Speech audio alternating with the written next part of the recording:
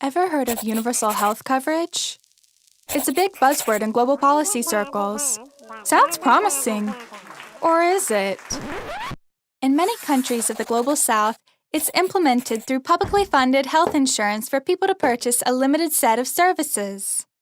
Too often, it's private healthcare providers that benefit most.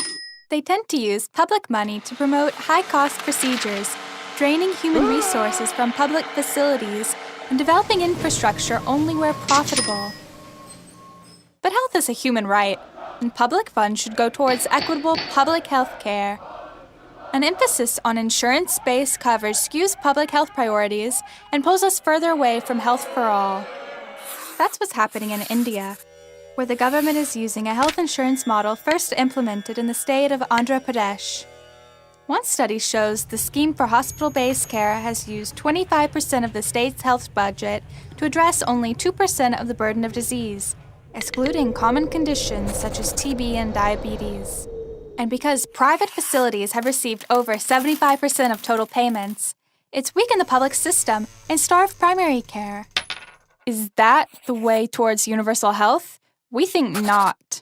There's no denying that public health services in India suffer from access and quality gaps. But the public system only gets 20% of the national health budget. And despite such underfunding, it provides 30% of hospital care and virtually all preventive care in the country. There are public alternatives to build upon. The National Rural Health Mission, for example, has improved public health facilities and deployed more health workers in rural areas. Tamil Nadu has pulled drug purchase and rationalized distribution in public health facilities where medicines are now available at no cost to patients. Sustainable public sector innovations like these are the real solution. Coverage won't cut it. Health care that is public and universal is possible in the Global South. Health workers, activists, and citizens around the world are joining forces to make it happen.